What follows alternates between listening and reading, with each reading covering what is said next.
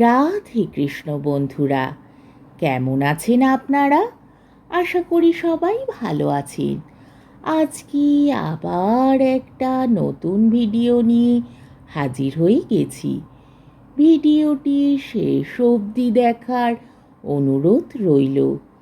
আজকের গল্প বঙ্কিমচন্দ্র চট্টোপাধ্যায়ের বিখ্যাত উপন্যাস দেবী চৌধুরানী। আজকে গল্পে ৩৭ পর্ব। বজ্রা জলের রাশি ভাঙিয়া দুলিতে দুলিতে নক্ষত্র বেগে ছুটিল। শব্দ ভয়ানক। বজ্রার মুখে কৃষ্ণ তরঙ্গ রাশির গর্জন ভয়ানক, ঝড়ের শব্দ ভয়ানক, কিন্তু নৌকার গঠন অনুপম। নাবিক দিকে দক্ষতা ও শিক্ষা প্রসিদ্ধ। নৌকা এই ঝড়ের মুখে চারিখানা পাল দিয়া নির্বিঘ্নে চলিল। আরোহীবর্গ যাহারা প্রথমে কুষ্মাণ্ডাকারে গড়াগড়ি দিয়াছিলেন, তাহারা সকলে সপদস্থ হইলেন। হরবল্লভ রায় মহাশয় অঙ্গুষ্ঠে যজ্ঞোপবীত জড়িত করিয়া দুর্গা নাম জপিতে আরম্ভ করিলেন। আবার না ডুবি।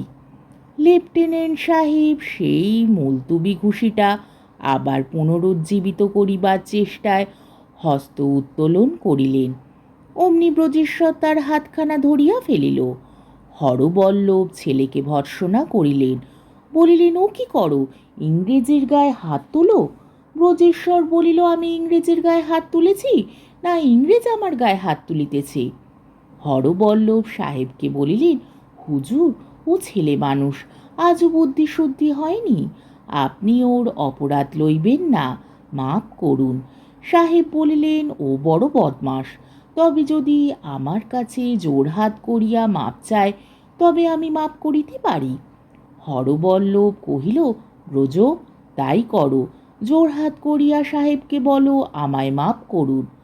ব্রজেশ্বর বলিল, সাহেব, আমরা হিন্দু, পিতার আজ্ঞা আমরা কখনো লঙ্ঘন করি না। আমি আপনার কাছে জোড়হাত করিয়া ভিক্ষা করিতেছি, আমাকে মাপ করুন।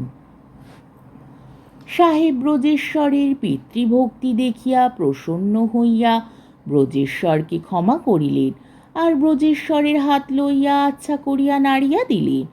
ব্রজেশ্বরে চতুর্দশ পুরুষের মধ্যে কখনো জানে না শেক হ্যান্ড কাকে বলে।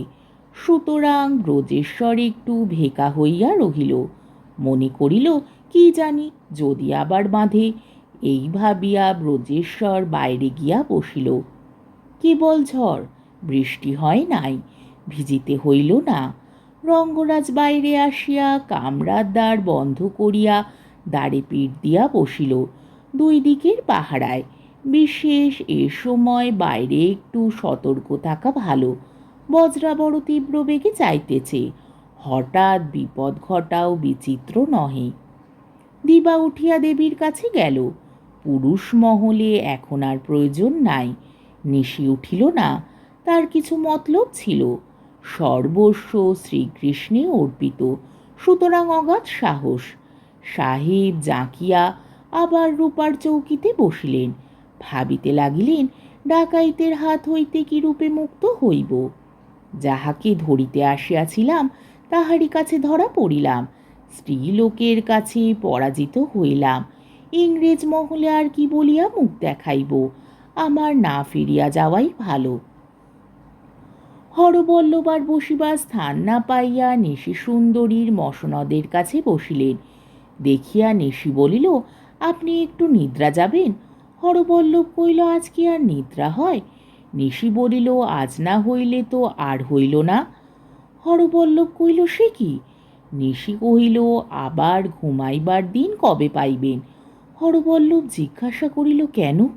নিশি উত্তর কহিল, আপনি দেবী চৌধুরানীকে ধরাইতে দিতে আসিয়াছিলেন।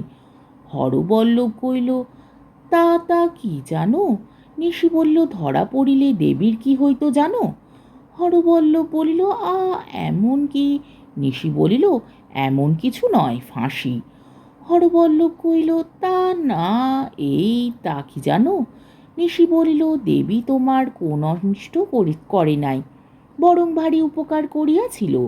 যখন তোমার জাতি যায়, প্রাণ যায়, তখন তোমায় 50,000 টাকা নগদ দিয়া তোমায় রক্ষা করিয়াছিল। তার প্রত্যুপকারেই তুমি তাহাকে ফাঁসি দিবার চেষ্টায় ছিলে। তোমার যোগ্য কি দণ্ড বলো দেখি। হরবল্লভ চুপ করিয়া রহিল। নিশি বলিতে লাগিল, তাই বলিতেছিলাম, এই বেলা ঘুমাইয়া লও, আর রাত্রের মুখ দেখিবে না। নৌকা কোথায় যাইতেছ বলো দেখি। হরবল্লভ কথা কইবার শক্তি নাই। নিশি বলিতে লাগিল, ডাকিনীর শ্মশান বলিয়া এক প্রকাণ্ড শ্মশান আছে। আমরা যাদের প্রাণী মারি তাদের সেইখানে লইয়া গিয়া মারি। বজরা এখন সেইখানে যাইতেছে। সেইখানে পৌঁছিলে সাহেব ফাঁসি চাইবে। রানীজির হুকুম হইয়া গিয়াছে। আর তোমায় কি হুকুম হইয়াছে জানো? হরবল্লভ কাঁদিতে লাগিল। জোর হাত করিয়া বলিল, আমায় রক্ষা করো। নিশি বলিল, তোমায় রক্ষা করিবে এমন পাষণ্ড পামর কে আছে? তোমায় শুলে দিবার হুকুম হইয়াছে। হরবল্লভ ফুকারিয়া কাঁদিয়া উঠিল। ঝড়ের শব্দ বড় প্রবল। সে কান্নার শব্দ ব্রজেশ্বর শুনিতে পাইল না, দেবীও না। সাহেব শুনিল। সাহেব কথাগুলো শুনিতে পায় নাই, কান্না শুনিতে পাইল। সাহেব ধমকাইলা কহিল, রৌমাত উল্লু, মার নায়েক রোজ আলবাত হে।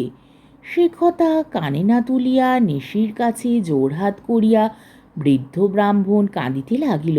বলিল, হ্যাঁ গা, আমায় কি কেউ রক্ষা করিতে পারে না গা? নিশি কইল, তোমার মতো নরাধমকে বাঁচাইয়া কে পাতকগ্রস্ত হইবে? আমাদের রানী দয়াময়ী, কিন্তু তোমার জন্য কেহই তার কাছে দয়ার ভিক্ষা করিব না। হরবল্লভ কইল, আমি 1,00,000 টাকা দিব।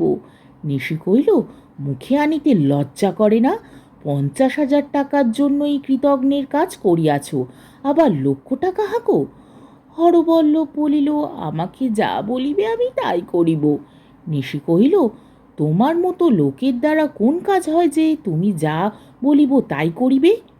হরবল্লভ বলিল, অতি ক্ষুদ্রের দ্বারা উপকার হয়। ওগো, কি করিতে হইবে বলো, আমি প্রাণপণ করিয়া করিব, আমাকে বাঁচাও। নিশি ভাবিতে ভাবিতে বলিল, তোমার দ্বারাও আমার একটা উপকার হইতে পারে, তা তোমার মতো লোকের দ্বারা সে উপকার না হওয়াই ভালো। হরবল্লভ বলিল, তোমার কাছে জোড়হাত করিতেছি, তোমার হাতে ধরিতেছি। হরবল্লভ বিহবল। নিশি ঠাকুরানীর বাউরি পড়া গোলগাল হাতখানি প্রায় ধরিয়া ফেলিয়াছিল আর কি। চতুরা নিশি আগে হাত সরাইয়া লইল, বলিল, সাবধান, ও হাত শ্রীকৃষ্ণের গৃহীত। কিন্তু তোমার হাতে পায়ে ধরিয়া কাজ নাই। তুমি যদি এতই কাতর হইয়াছ, তবে তুমি যাতে রক্ষা পাও আমি তা করিতে রাজি হইতেছি। কিন্তু তোমায় যা বলিব তা যে তুমি করিবে, এ বিশ্বাস হয় না। তুমি জুয়াচোর, কৃতঘ্ন পামর, গোয়েন্দাগিরি করো, তোমার কথায় বিশ্বাস কি? হরবল্লভ কইল, যে দিব্য বলো সেই দিব্য করিতেছি। নিশি জিজ্ঞাসা করিল, তোমার আবার দিব্য, কি দিব্য করিবে? হরবল্লভ উত্তর করিল, গঙ্গা জল তামা তুলসী দাও, আমি স্পর্শ করিয়া দিব্য করিতেছি। নিশি কইল, ব্রজেশ্বরের মাথায় হাত দিয়া দিব্য করিতে পারো? হরবল্লভ গর্জিয়া উঠিল, বলিল, তোমাদের যা ইচ্ছা তাহা করো, আমি তা পারিব না। কিন্তু এতে ক্ষণিক মাত্র। হরবল্লভ আবার তখনই হাত কচলাইতে লাগিল, বলিল, আর যে দিব্য বলো সেই দিব্য করিব, রক্ষা করো। নিশি বলিল, আচ্ছা, দিব্য করিতে হইবে না, তুমি আমাদের হাতে আছো। শোনো, আমি বড় কুলীনের মেয়ে, আমাদের ঘরে পাত্র জোটা ভার। আমার একটি পাত্র জুটিয়াছিল। পাঠক জানেন সব মিথ্যা, কিন্তু আমার ছোট বইনের জটিল না। আজিও তাহার বিবাহ হয় নাই। হরবল্লভ জিজ্ঞাসা করিল, বয়স কত হইয়াছে? নিশি উত্তর করিল, 25-30। হরবল্লভ বলিল, কুলীনের মেয়ে অমন অনেক থাকে। নিশি বলিল, থাকে, কিন্তু আর তার বিবাহ না হইলে অঘরে পড়িবে এমন গতিক হইয়াছে। তুমি আমার বাপের পাল্টি ঘর, তুমি যদি আমার ভগিনীকে বিবাহ করো, আমার বাপের কুল থাকে, আমি ওই কথা বলিয়া রানীজির কাছে তোমার প্রাণ ভিক্ষা করিয়া লই। হরবল্লভের মাথার উপর হইতে পাহাড় নামিয়া গেল। আর একটা বিবাহ বই তো নয়, সেটা কুলীনের পক্ষে শক্ত কাজ নয়, তা যত বড় মেয়েই হোক না কেন। নিশি যে উত্তরের প্রত্যাশা করিয়াছিল, হরবল্লভ ঠিক সেই উত্তর দিল। বলিল, এ আর বড় কথা কি? কুলিনের কুল রাখা কুলিনেরই কাজ। তবে একটা কথা এই, আমি বুড়া হইয়াছি, আমার আর বিবাহের বয়স নাই। আমার ছেলে বিবাহ করিলে হয় না? নিশি জিজ্ঞাসা করিল, তিনি রাজি হবেন? হরবল্লভ উত্তর করিল, আমি বলিলেই হইবে। নিশি বলিল, তবে আপনি কাল প্রাতে সেই আজ্ঞা দিয়া যাইবেন। তা হইলে আমি পালকি বেহারা আনিয়া আপনাকে বাড়ি পাঠাইয়া দিব। আপনি আগে গিয়া বউ ভাতের উদ্যোগ করিবেন, আমরা বরের বিবাহ দিয়া বউ সঙ্গে পাঠাইয়া দিব। হরবল্লভ হাত বাড়াইয়া স্বর্গ পাইল। কোথায় শুলে যায় আর কোথায় বউ ভাতের ঘটা। হরবল্লভের আর দেরি সয় না, বলিল, তবে তুমি গিয়া রানীজিকে এ সকল কথা জানাও। নিশি বলিল, চলিলাম। নিশি দ্বিতীয় কামরার ভিতর প্রবেশ করিল। আজকের পর্বটি এইখানেই শেষ হলো।